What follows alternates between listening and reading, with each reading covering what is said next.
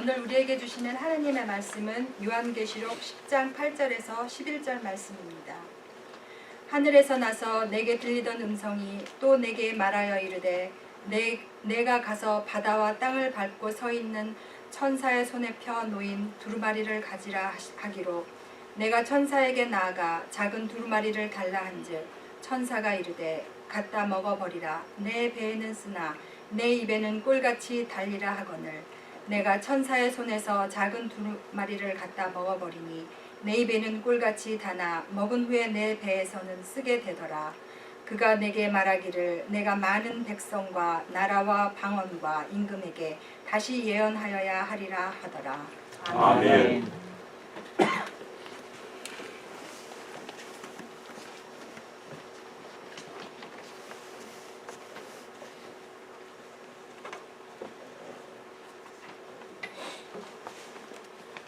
자, 안녕하세요. 반갑습니다.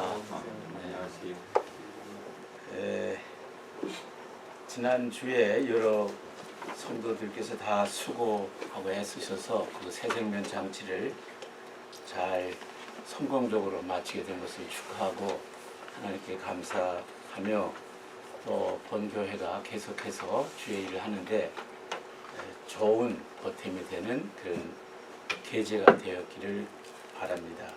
또 이렇게 또 만나뵙게 돼서 반갑습니다. 오늘은 우리 소망교회가 예배를 시작한 지 3주년이다. 제가 그렇게 정했습니다. 하나님께서 이스라엘 백성들에게 많은 절기를 명령하셨어요. 이런 절기를 지키라, 저런 절기를 지키라. 그렇게 하신 이유는 그 절기를 지키면서 그 절기의 그 근본 뜻을 새기고 다짐하고 각성하고 기념하라는 뜻입니다. 그냥 의미 없이 기념일이다 해놓고 우리가 국가 공휴일 지키듯 레이버데이인데 그냥 하루 노는 거지 그 노동이라든지 독립기념일이라든지 전혀 관계없이 하루를 지낸다는 것은 의미가 없다고 생각해요. 오늘 우리 창립이 아니라 예배 시작, 우리 박성균 목사님 가정에서 12월 첫 주, 제가 틀렸어요? 목사님. 박성균 목사님이요. 예배당이 바뀌니까 그렇죠. 예배당이 그 예배 처소가 바뀌니까 여러 가지 혼돈이 그래요. 그럼 정정하고 그런데 그 예배를 a group of people 몇몇 분들이 이렇게 모여서 예배를 했는데 그동안 많이 애쓰고 또 하나님 은혜가 있어서 우리 이용기 목사님 모시고 계속해서 그때 말씀했던 뭐죠? 비전 같은 거, 쉼과 평안, 그 다음에 사도행전적 교회, 그 다음에 믿음이 성장하는 교회, 그리고 교회를 개척하는 교회, 이렇게 했던 그 일이 엊그제 같은데, 그래서 오늘 기념일을 당해서 다시 그 뜻을 새기고자 하는 제가 설교 말씀을 잠깐 드리고 싶습니다. 그래서 우리의 마음을 다시 한번 그대로 새 마음을 가질 수 있으면 좋겠다 생각합니다. 오늘 설교는 그 요한계시록 10장 특별히 10절. 그 요한 사도는 요한복음에서도 10장 10절을 우리가 잊을 수가 없어요. 거기 보면 풍성한 양으로 생명을 얻되 더 풍성한. 그 다음에 요한복음 3장 16절에 보면은 하나님이 세상을 이처럼 사랑하사. 요한 1서 3장 16절을 보면 또 사랑에 대해서 또 요한 1서에 요한 선생님이 말씀하십니다. 오늘 읽은 요한계시록 10장 10절에 보면 천사가 요한에게 말합니다. 거기에 또 다른 천사가 있는데 그 또 다른 천사 그분이 예수님이셔요. 예수님에게 가서 예수님이 가지고 있는 책을 받아 먹어라. 그리고 그 천사가 말하기를 네 입에는 그 받아먹은 작은 책이 달겠지만 나중에 이 배로 내려가서는 그 말씀이 쓰리라 이런 말씀을 했어요. 이 말씀은 에스겔서 3장 1절에서 11절 내용을 쭉 읽어보면 그대로 나와 있습니다.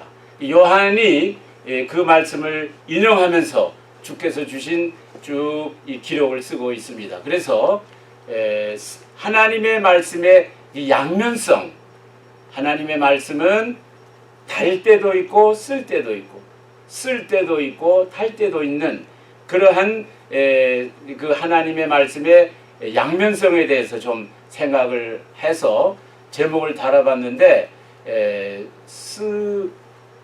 단맛과 쓴맛 또 우리 주번에는 또 좀 다르게 나왔네. 하여튼 다 좋아요. 근데 제가 보면 제가 이런 걸 생각했어요. 이걸 생각하면서 우리가 영어 표현에 뭐가 있죠? bittersweet. 시원섭섭하다. 이제 그렇게 우리 말할 때 영어 단어를 쓸 때 이제 bittersweet. 근데 bittersweet이 꼭 그래요. 쓰지만은 달다. 이제 그런 뜻으로 이제 엮여져서 이제 제가 잠깐 말씀을 나누겠습니다.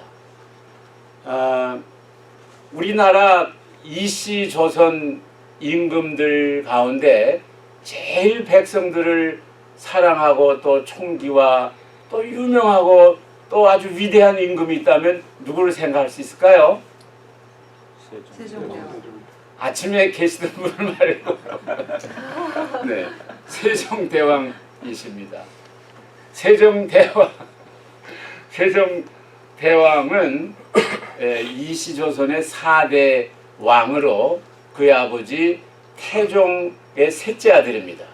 태종 임금은 4아들이 있었어요.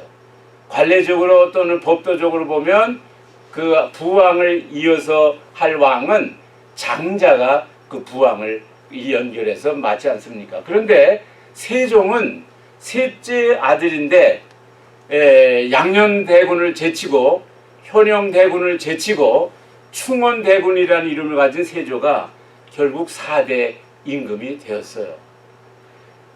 그 왜 됐는가? 그것보다도 또 다른 좀 엮여진 제가 인터넷을 찾아 야사를 좀 읽어봤는데 재밌더라고요.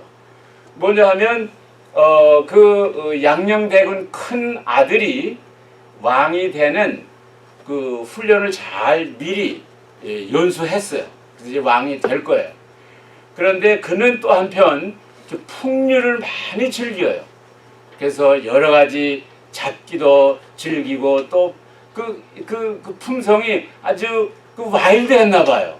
그러다가 결국은 세자가 책봉됐다가 폐세자가 됐어요. 거기에 대한 그 많은 심리적인 타격을 받아 조금 이렇게 좀 정신이 오락가락하게 되니까 이 둘째 그 현영대군이 형님이 저렇게 됐으니까 그 다음은 내가 왕이 되겠다. 그렇게 생각을 하는 것 같아서 이 양녕대군이 동생을 찾아가서 임마 내가 이렇게 미친 것 같지만 이게 일부러 그러는 것도 많아. 우리 아버지 다음에 왕이 될 사람은 델리는 바로 네 동생 충녕대군이야. 충녕대군 세종은 총기가 있고 사람들을 잘 보살피고 지혜가 있고 통찰력이 많기 때문에 우리는 그냥 그래서 내가 미친 척하고 그러기 있으니까 너도 잠잠하고 있다가 형편 보고 해라.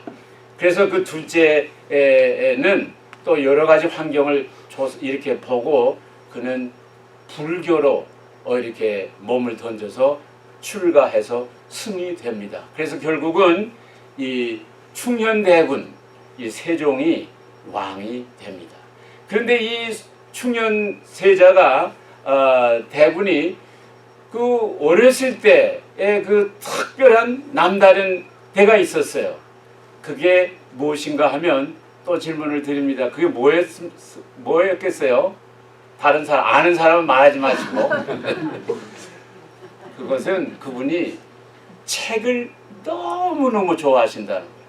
그래서 독서광이라고 근데 책을 어느 정도 읽으시는가 하면은 눈이 상할 정도로 그 눈병이 안질이 생기고 그러니까 그 아버지가 부왕이 태종왕이 모든 책을 압수해서 서고에 집어넣고 아주 든든한 감시를 세워서 절대 책을 못 가져가고요.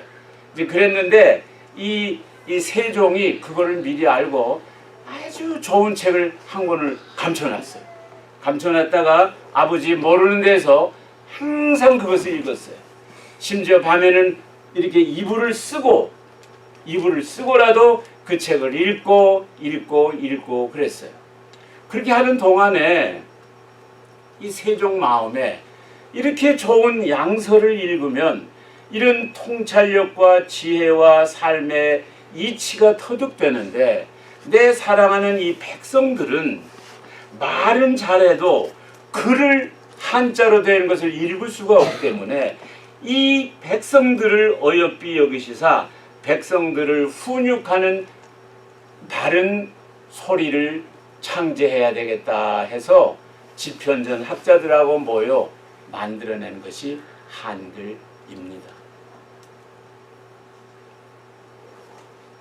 그래서 모든 사람이 한글을 통하여 통찰력과 독서와 이런 것들이 왕성하게 되고 오늘날 세계 언어학자들이 한글을 볼 때 세계 어떤 언어 시스템 중에 모범적인 가장 좋은 그런 시스템으로 하나로 지금 각광받고 있는 것이 한글입니다. 제가 여기서 세종대왕에게 무슨 설교와 관련이 있는가 이제 그런 생각이 들겠지만 그분이 하신 말씀 무슨 책이든지 좋은 책을 골라 집중적으로 여러 번 수십 번, 100번까지 읽었을 거라고 그 세종실록에서는 말을 하더라고요. 그래서 그 지혜가 모든 사람들의 앞길을 밝혀주는 오늘 우리가 성경을 봐도 여호수아 1장 8절이나 시편 1장의 말씀이거나 또는 사도 바울이 디모데에게 부탁한 거나 보면 이 율법책을 내 입에서 떠나지 말게 하며 주의 율법을 주야로 묵상하며 이런 것들이 쭉 성경에 나오는 것들을 볼 때 우리가 오늘 하나님께로 받은 가장 보배스러운 이 보물 창고가 바로 성경 말씀입니다. 제가 이런 그 세종대왕의 그런 얘기라든지 이제 그런 것을 들은 지는 얼마 됐어요. 근데 최근에 제가 저를 발견하기를 내가 성경 가운데 요한계시록을 많이 읽고 있는 것을 발견했어요. 근데 옛날에는 여러분이나 제가 똑같지만 성경을 그 플랜에 따라서 읽으면 그 요한계시록에 와서는 좀 난감해요. 잘 이게 난해하고 어떻게 해야 할지도 모르고 또 읽긴 읽어야 되는데 해서 보면 그냥 의무적으로 뜻 모르고 읽었을 때가 많이 있었고 또 어떤 때는 아주 옆에 제껴 놨었어요. 그렇기 때문에 잔 칼빈이 그 유명한 훌륭한 신학자지만 요한계시록은 전혀 타치를 안 하고 그 지나간 책이에요. 그런데 하나님의 말씀에 대한 읽고 또 읽고 이 율법책을 내 입에서 떠나지 말게 하며 주야로 묵상하고 디모데야 하나님의 말씀 읽는 것을 게을리 하지 말고 공개적으로도 많은 사람에게 읽어주어라. 그런 것들이 여러 가지가 복합돼서 벌써 제가 이 요한계시록을 여러 번 읽었어요. 그리고 거기에 받침하는 그 자습서, 그 카멘탈 주석책도 거기에 상응하는 것들을 읽고 하는 가운데 요한계시록에 대한 놀라운 것들을 많이 제가 지금 발견하고 기뻐하고 그 있는 중에 오늘 여러분 이 기념 예배에서 딱 한 가지만 언급하고 여러분들에게 도움과 은혜를 나누고자 합니다. 그 요한계시록의 써진 목적은 1장 19절에 말씀하고 있어요. 아주 쉽게 썼어요. 요한계시록 1장 19절에 보면 그러므로 내 본 것과 이제 있는 것 일과 장차 일을 기록하라. 그 다음에 아까 읽은 그 요한계시록 10장 10절 마지막에 보면은 네가 여러 방언과 임금들과 많은 백성들에게 이걸 가지고 예언하리라 이렇게 말씀했어요. 뭐냐 하면 천사를 통하여 예수님이 요한에게 보여주신 것이 과거 일을 보여주신 거예요. 1장에는 과거 일을 본 것을 말씀하고 있습니다. 1장에는 그리스도 예수의 그 왕되심과 제사장 되심과 촛대 사이에서 인자 같으신 그 정말 놀라운 영광스러운 예수님의 모습을 1장에서 말하고 있습니다. 그 다음에 2장과 3장에서는 지금 보는 일을 요한이 기록했어요. 요한이 살아있었을 때에 그때 현재로 본 일들은 7개 교회의 특성들을 요한이 보고 있었습니다. 요한은 에베소 교회 담임 목사였대요. 그러다가 이제 복음 전하는 일로 에게 반모섬에 이렇게 유배되어서 있을 때 그는 그 현재 본 것들을 7개의 모습들을 쭉 기록을 했어요. 그리고 4장에서부터 22장까지는 장래에 일어날 일을 성령을 통하여 보여주신 것을 바라보고 계속해서 써서 만인들에게 가르치기 위하여 천사로부터의 환상을 보고 써놓은 것이 요한계시록입니다. 그 장래 일을 말하는 것이 바로 4장에서 22장. 그 4장에서 22장을 보면 4장, 5장은 교회가 휴거될 것을 미리 하늘로 올라가서 천사들의 인도를 받아 그 휴거된 모습을 장차될 일을 바라봤습니다. 그 다음에 6장에서 그 이하 6장에서 19장까지는 7년 대환란에 앞으로 일어날 일들을 바라보고 안타까워하는 모습이 나옵니다. 그 다음에 20장에서는 하늘에 내려오신 예수님이 이제는 땅으로 내려와서 1000년 동안 예수님이 다스릴 나라에 대하여 쓰고 계십니다. 그리고 21장과 22장은 새하늘과 새 땅에 도래하는 모습을 계속 써놨습니다. 제가 이렇게 얘기하면 여러분도 저 사람 성경 빼앗게 무슨 박사 같네 그러겠지만 그냥 읽은 거 얘기해드린 것 뿐이에요. 그래서 이렇게 여러 번 읽고 생각을 하고 하니까 쭉 이렇게 오더라고요. 이 가운데 오늘 읽은 성경 말씀. 그래서 요한이 예수님께로부터 작은 책을 받아 입에 넣어서 이렇게 취할 때 단맛이 났고 얼마 후에 그것이 에스겔서에는 창자 속으로 내려갔다 그랬어요. 근데 여기 요한계시록에서는 배에 내려갈 때는 그것이 썼다라고 말하고 있습니다. 자, 이런 것들이 오늘날 우리에게 무엇을 의미하고 영적으로 우리에게 주시는 교훈은 무엇일까 생각해 보겠습니다. 우리가 성경을 읽으면 정말 하나님의 은혜로 성령의 감동으로 읽으면 얼마나 그 정말 무가치한 우리가 어쩌다 이렇게 기적적으로 하나님의 도리를 알고 복음을 깨달아 하나님의 백성이 됐는가. 특별히 요한계시록에 보면은 요한이 본 것 가운데 정말 어린 양의 생명록에 생명책에 기록된 사람들은 영원히 하나님과 하늘에서 이렇게 지낼 것들을 볼 때 너무너무 단맛을 느꼈어요. 우리도 구원받았고 또는 지나간 세월들을 보면 하나님의 인도와 기적으로 여기까지 왔다는 그 생각할 때 얼마나 감격하고 정말 찬양하고 기쁜지 알 수가 없어요. 이런 것이 있는가 하면 계속해서 세월이 지나면 그게 뱃속으로 쭉 내려가면 우리에게 고통을 주기 시작해요. 고난이 오기 시작하는 거라고. 이 고난과 힘듦을 통하여 우리가 입으로 취한 말씀들이 하나씩 둘씩 소화되어지는 과정은 고통의 시간이요. 내면화되는 과정은 우리에게 쉽지 않은, 그리고 그것을 내면화하여 삶에 적용하기는 더 우리는 괴롭습니다.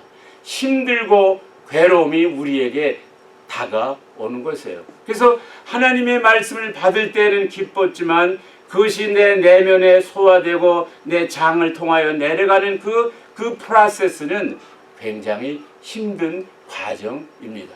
그러나 여러분 우리가 커피 한 잔을 마실 때 우리 어머니가 그래요. 옛날에 야야 커피는 뭐하러 마시느냐. 그 마시면 쓰지. 근데 쓴 맛을 입에 삼키고 조금만 있으면 혀 밑에서 올라오는 구수하고 단맛이 있지 않습니까? 우리가 시골에서 옛날 한국에서 보면 배고플 때는 칡뿌리도 이렇게 캐서 먹어봤는데 칡뿌리를 캐서 입에 넣으면 첫 번 맛이 뭐예요? 쓴맛입니다. 그러나 쓴맛이 우리의 입속에서 감도는 구수하고 단맛으로 변하는 것을 우리는 발견할 수 있습니다. 우리가 말씀을 전해야 되고 복음을 전해야 되는데 사실 우리는 어떤 때는 너무나 많은 경우에 벙어리로 있을 때가 많습니다. 왜 우리의 말은 오늘도 기도도 많이 서로 이렇게 하는 가운데 제가 기도를 많이 은혜를 받았어요. 그 가운데서도 말씀을 전해야 되고 복음을 나눠야 되고 이제 그런 내용으로 기도를 많이 하시고 또 제가 거기에 대해서 저도 많이 부담을 느껴요. 그러면서도 사실 그렇게 못 되는 현실을 우리가 봅니다. 왜 그럴까?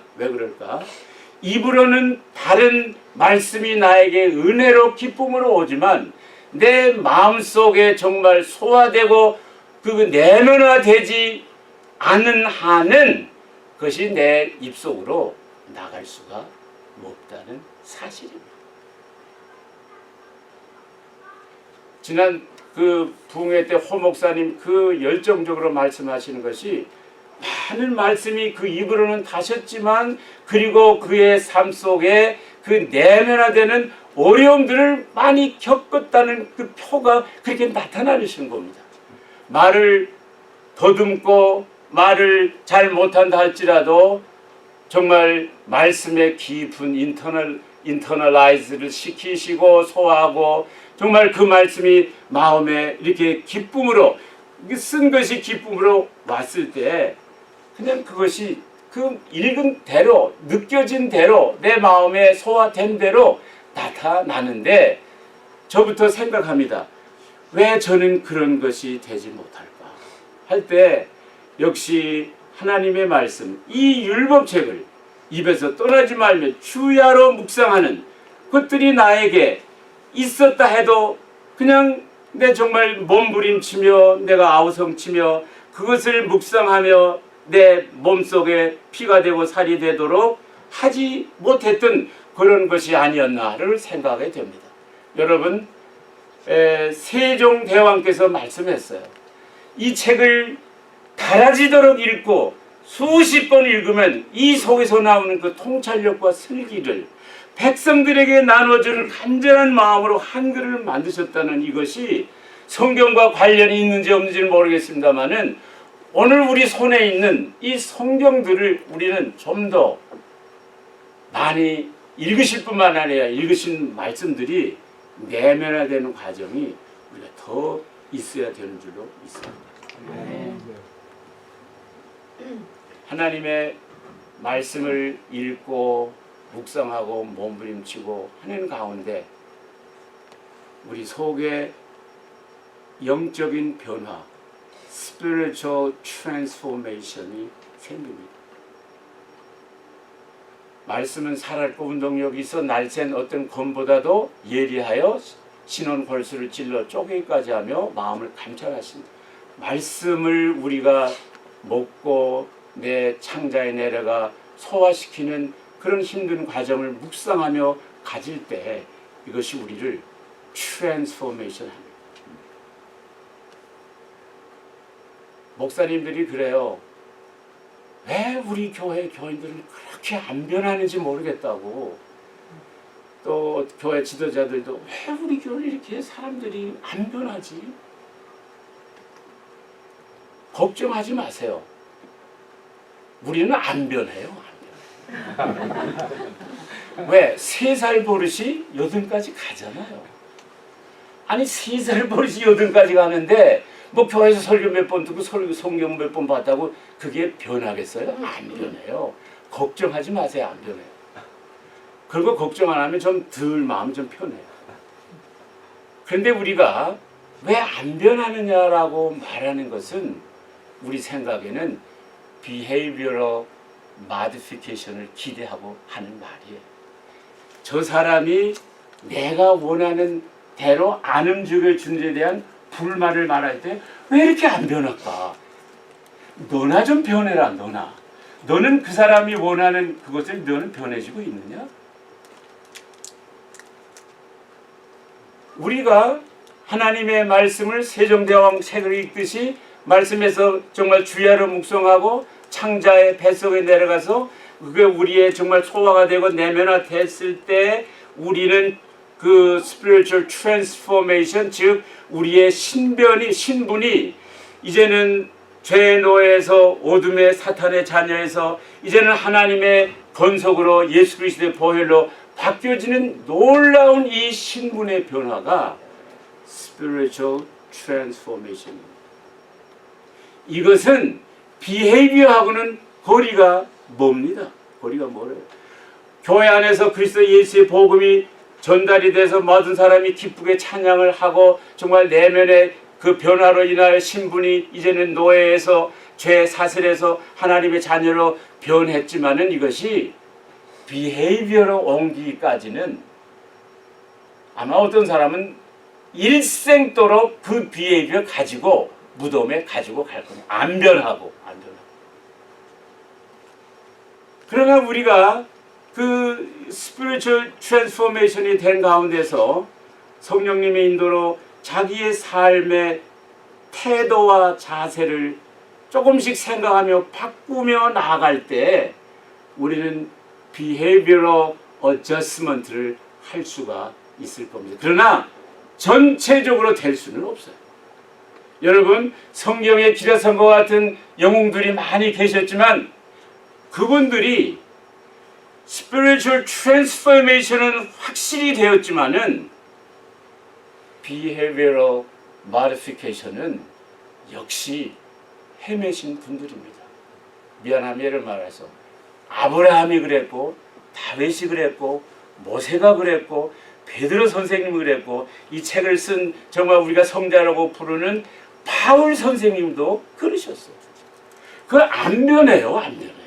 그 행동을 바꾸려고 그거 안 바뀌는 걸 가지고 왜 변화되지 않느냐고 그렇게 말할 것이 아니라 우리가 이미 그리스도로부터 정말 그 요한계시를 보면 예수님이 자기의 피로 우리를 사서 하나님 앞에 드렸다. 그 표현이 얼마나 제 감동되는지 몰라요. 예수님이 당신의 피로 우리를 사서 하나님께 우리를 드렸어요. 이것을 묵상하고 생각하면 와, 예수님이 돈 얼마 주고 우리를 사심이 아니라 그의 생명과 맞바꿔서 우리를 사셔서 하나님 앞에 들으셨으니 우리가 어떤 존재고 우리가 어떤 혜택이 있고 이런 것들을 묵상할 때 오는 감동이 여러분들에게 있다면 여러분들은 다 스피리추얼 트랜스폼도 됐어요. 걱정하지 마세요. 근데 우리에게 힘든 것은 비헤이비로 나가지 못한다는 겁니다. 하나님께서 우리를 보실 때 첫 번째 것을 더 귀하게 보죠. 여러분, 아브라함이 결혼을 그렇게 사라하고 했고 하나님의 계시를 받아 하란을 떠나 가나안 땅을 왔지만 얼마나 그의 삶이 자기 아내를 누이라고 그러고 야곱을 보세요. 얼마나 사람들을 속이고 다윗을 보세요. 그 왕이지만 얼마나 그런 행동들을 했는지. 베드로를 보세요. 그는 주님 앞에 자기가 목숨을 바쳐 주님을 따라가겠다 했지만 3번이나 부인하고, 그리고 바울도 보면은 하나님의 놀라운 은혜를 받아 교회를 지금까지 이렇게 인도해 오시고 그 교회 개척에 정말 제1인자가 되고 정말 예수님 다음으로는 바울이고 베드로보다도 위에서 베드로를 지도하고 하셨지만은 바울도 역시 하나님이 버리신 예루살렘을 못 버리고 하나님의 그 이스라엘 사람에 대한 그 이스라엘 사람들이 하나님을 거절한 데 대한 하나님의 그들을 이스라엘 사람을 버린 데 대하여 이 바울은 자기 동족에 대한, 물론 아름다운 것이죠. 이것을 자기 동족을 버리지 못하고 계속 그의 마음에 그 동정을 향했던 것은 그 본인에게는 하나님께 아름다운 것이었지 모르지만 하나님의 계획과는 반대였습니다. 그러나 하나님은 그들을 안 쓰셨습니까? 그들을 다 쓰셨습니다. 그들의 비헤이비어를 보고 쓰신 것이고 안 쓰신 것이 아니라 그의 마음에 일어났던 그 신분의 변화, 그 spiritual transformation을 보시고, 그러나 트랜스포메이션 가운데서도 아까도 제가 얘기했습니다마는 그 삶의 자세에 따라 우리는 얼마든지 behavioral adjustment로 나갈 수 있습니다. 영어의 표현 가운데 이런 표현이 있더라고요. Silver lining in every cloud. Silver lining in every cloud.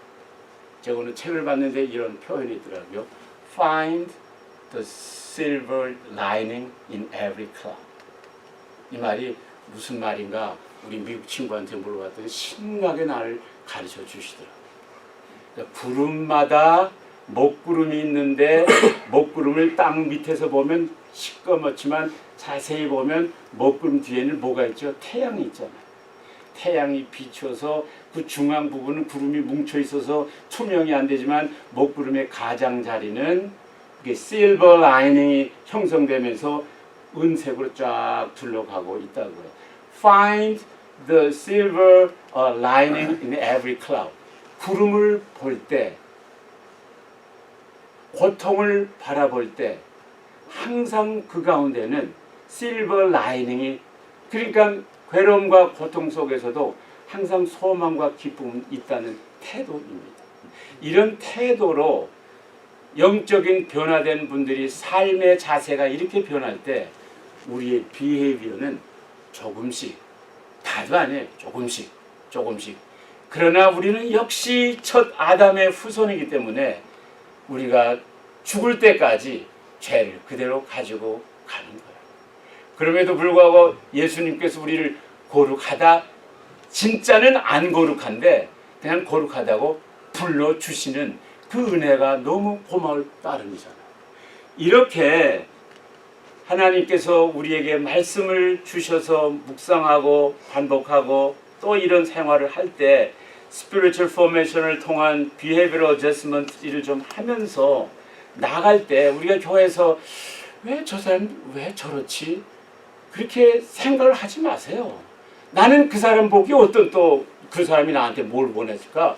내가 그걸 잘 하지도 못하면서 무슨 그런 말을 할 수 있을까 하는 생각이 들어요. 마지막으로 제가 나누고 싶은 것은 아까도 얘기했습니다만 이 교회의 그 비전 중에 하나가 교회를 세우는 교회인데, 우리가 하나님의 말씀을 받아 단맛만 보시고 쓴 과정으로 나가지 못하시면 교회 안 세워요. 못 세워요. 여러분. 교회 뭐 세운다고 쓰지도 마세요. 그러나 하나님의 말씀을 달게 입으로 받아 세월이 지나고 그 말씀을 정말 붙잡고 위장과 장과 창자에 내려가 정말 야곱이 약복강가에서 씨름하듯 헤매며 말씀을 가지고 묵상하며 내 창자 속에서 내 정말 신체 일부가, 내 믿음의 일부가, 내 생활의 일부가 되어 나타나기 시작하면 소망교회는 교회를 대체할 수 있습니다. 그 과정에 나가지 못하면 그냥 적당히 사세요. 적당히. 더 큰 교회 가서 짐도 지지 마시고 뭐 부담도 갖지 마시고. 하나님 예수님께서 우리에게 은혜를 주시면서도 마태복음 11장 28절 이하에 보면 내가 너에게 멍에를 주른다. 내가 너에게 부담을 준다라고 말씀했어요. 우리의 교회 그냥 그 입으로 먹는 단맛만 빨아먹으려고 돌아다니는 분들이 온 동네 교회를 다 돌아다니면서 어디가 더 다른가, 어디가 더 짐이 없는가, 어디가 더 그런 그 프로세스, 그 쓴 비러네스가 없는가, 그런 것만 찾아다니게 되면 그 사람은 나중에 충치가 나고 이 회충만 많아서 영양이 발전할 수 있는 건전함을 잃고 알아서 죽을 겁니다. 여러분, 우리가 단 것을 먹었으면 또 그것을 소화하는 쓴 과정을 통하여 주님이 우리에게 주시는 그 부담과 요크를 질 수 있어야 돼. 근데 예수님 말씀했어요. My yoke is easy, my burden is light. 얼마나 또 은혜의 말씀입니까? 고통과 괴로움 속에서도 또 은혜가 오기 때문에 easy and light. easy and light. 우리의 삶은 고통과 행복이 마치 천의 씨줄과 날줄처럼 섞여서 아름다운 제품으로 작품으로 일생을 살아가는 것이지 단 것만 있을 수가 없어요. 그걸 아세요. 쓴 것만 있을 수 없어요. 하나님께서 쓴 것을 주셨다 단 것을 주시고 단 것을 주셨다 쓴 것을 주시는 이렇게 뭐죠? 잘 구성된 아름다운 천을 이루게 하시지 그냥 단 것만 찾아서 어느 교회에서는 나를 왕으로 안 섬겨 어느 교회 가면 이 쉬운가 어느 교회 가서는 더 재미없는가 재밌는 데는 없는가 이렇게만 헤매면 교회라 그런 교회가 또 있다고 할 것 같으면 교회가 교회 한 번도 세워보지 못하고 교회는요 이 오게니즘이기 때문에 오게니즘은 태어나고 성장하고 절정에 이르고 리프로덕션하고 디클라인하고 나중에 다잉해요. 이런 얘기를 이 소망교회가 처음 생길 때 박성균 장로님 댁에서 무지무지하게 얘기했다고 우리가 무지무지하게 교회는 소망교회가 어째 없어질 거예요. 이제 한 50년? 100년? 왜? 한국의 산정현 교회가 지금 어디에 있습니까? 한국의 평양의 기라산과 같이 정말 동양의 예루살렘으로서 정말 그렇게 날렸던 교회들이 지금 하나도 없어요. 아니 소아시아의 7교회가 하나도 없어요. 이것은 당연한 거예요. 당연. 왜? 교회는 태어나고 성장하고 리프로듀스하고 플래터되고 디클라인되고 없어지는 거예요. 그러나 그 교회에 리프로덕션한 DNA가 있어서 자라날 때 돈이 없고 가난해도 부부가 사랑하면 애가 나와요. 돈이 아무리 많아도 부부가 서로 그러지 못하면은 아무리 갑부 아니야 무슨 두목이라도 애가 없어요. 애가 없어요. 교회가 교회를 개척하는 것은 어느 사이즈가 결정하는 것도 아니고 그 교회의 재정 능력이 결정하는 것도 아니고 그 교회 환경이 결정하는 것도 아니라 바로 교인들의 마음에 달려 있는 거예요. 어떤 교회는 700명 모이는 교회 저기 버지니아에 그 목사님들이 목사님 우리 교회도 이만큼 있으면 이제 교회를 개척해야죠. 1000명 되면 또 누가 말을 하고 싶어도 1000명 되면 때문에 말을 못해요. 이 말을 10년 하고 지금은 600명으로 떨어졌어요. 그 교회는 일생도록 교회 개척하지 한번 못하고 그냥 없어질 거예요. 교회들은 없어져요. 왜? 또 환경이 바뀌니까 없어진다고요. 백인 교회들이 옛날에는 볼티모어나 워싱턴 DC에 기라성과 같이 있었지만 그 지역이 어떻게 되는데 자꾸 바뀌잖아요. 히스패닉이 들어오고 한국 사람이 들어오고 스페니시가 들어오면 백인 교회 어떻게 해요? 이사 가야지. 아니면 없어져야지. 그게 이상하고 하나님의 교회가 왜 없어지냐. 머리 겉으로 보인 것이 하는 말이지 실제는 몰라서 하는 말이에요. 이 교회도 없어질 겁니다. 없어지기 전에 빨리 애를 낳아야죠. 애를 낳으려면 하나님의 말씀을 달게 받아 소화해서 희생과 짐과 헌신으로 내 속에 말씀이 피가 되고 살이 돼서 내 영적인 부요함이 생길 때 교회가 교회를 개척할 수 있어요. 그 숫자에 상관없어요. 예산에 상관없어요. 뭐 환경에 상관이 없어요. 그 신자들의 영적인 상태에 상관이 있어요.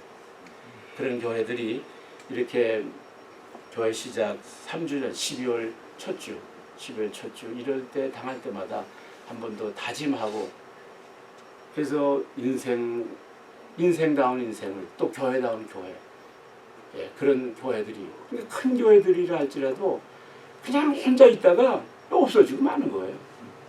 그러지 마시고 작은 교회라도 힘을 내서 또 교회를 개척하는 대로 정진할 수 있으면 얼마나 기쁘지 않을까 생각합니다. 기도하겠습니다. 하나님 아버지 은혜를 감사합니다. 저희들에게 이 진리의 보물의 창고인 하나님의 말씀을 주셔서 읽고 또 읽고 주야로 묵상하고 그것이 내 창자의 내려가 소화되어 힘든 헌신과 희생의 기간들을 지날 때 쓰고 단 것이 어울러져서 아름다운 열매를 또 다른 지체를 낳는 위대한 원리를 저희들이 배웠는데 우리가 그대로 앉아만 있지 말고 말씀을 열심히 읽고 소화된 부분들을 나누어주고 교회를 개척하는 데 헌신되는 우리 교회가 될 수 있도록 축복하여 주시옵소서. 아멘. 예수님 이름으로 기도했습니다. 아멘.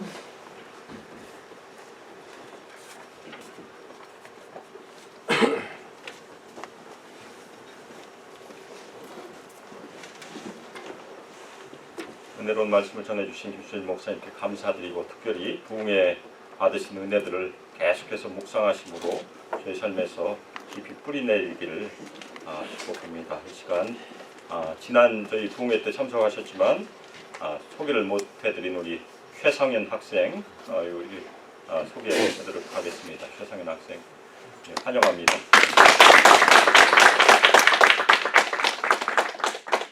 지금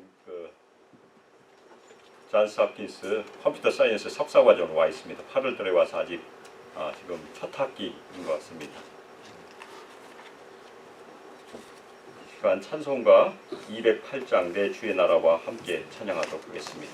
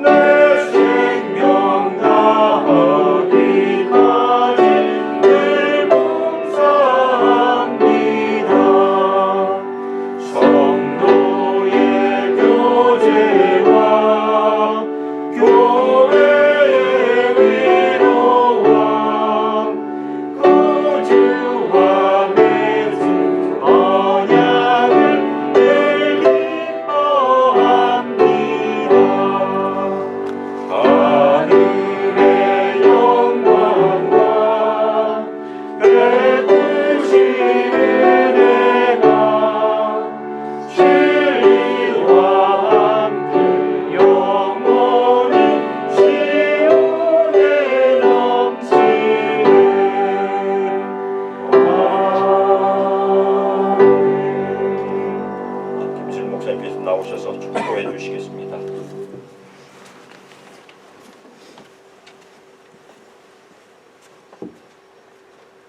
하나님 아버지 오늘 주신 말씀을 감사합니다. 또 이 기념주일에 정말 하나의 좋은 코너스톤으로 우리 심령에 잘 박힌 못처럼 박혀질 수 있도록 도와주옵소서. 또 이렇게 모여지고 서로 위로하고 힘을 주고받는 아름다운 공동체로 인도해 주시니 감사합니다. 온 성도들이 힘을 합하여 주의 뜻을 주여 이룰 수 있게 도와주옵시며 우리 주 예수 그리스도의 은혜와 하나님의 말로 다 할 수 없는 사랑과 성령님의 내주 교통하심이 지금부터 영원토록 함께 하시기를 간절히 축원하옵나이다. 아멘.